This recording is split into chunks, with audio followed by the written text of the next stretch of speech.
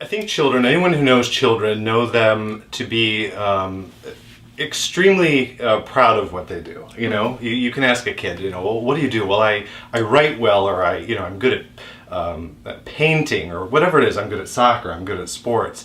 You know, and they will paint something on an easel and step back and say, that's the most incredible thing I've ever seen. You know, I'm an amazing painter. And I think at some point along the way, we lose that. You know, kids are so good at telling you what they want to be when they grow up and what their strengths are. You know, and along the way, you get so focused on other people and kind of making a splash, but the focus is less on what I do well, what strengths I bring to the table, and you sit down then to put together a resume, and it's quite a project, you know, because you're not used to thinking in those terms of what makes me unique. What am I going to contribute to an organization that's going to be different and unique from everybody else in that organization? So I think the question then becomes, how do we almost revert, in a sense, back to what we were like when we were children, where we would paint something or we would do something and think, this is fantastic, I am good at this, you know, and I should wear this on my sleeve, get it into a resume if necessary, and get it in front of everybody else so that they know how I am unique and in what ways I can contribute to an organization that are different than any other candidates out there.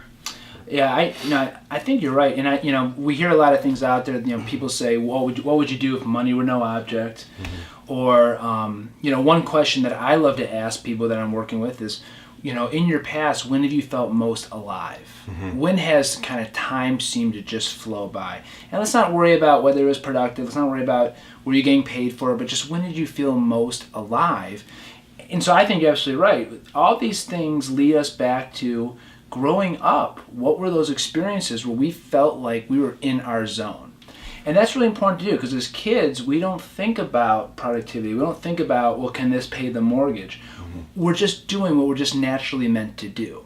So I think as we're thinking about what makes work meaningful, a really good exercise we can all go through is to take an hour or two and just think back over your life. Were there things you did in grade school? Was there a high school job? I mean, for example, one thing from my history, when I was in high school, I was a lifeguard, and that was fun for, you can sit in the sun, so there's reasons for that. But I was also the swim coach, and there were aspects of that I loved. And I've really looked at those things, and one of it was that I loved to try to motivate others in kind of a group context.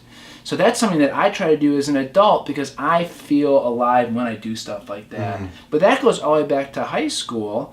But those memories are very, very relevant and important to think about.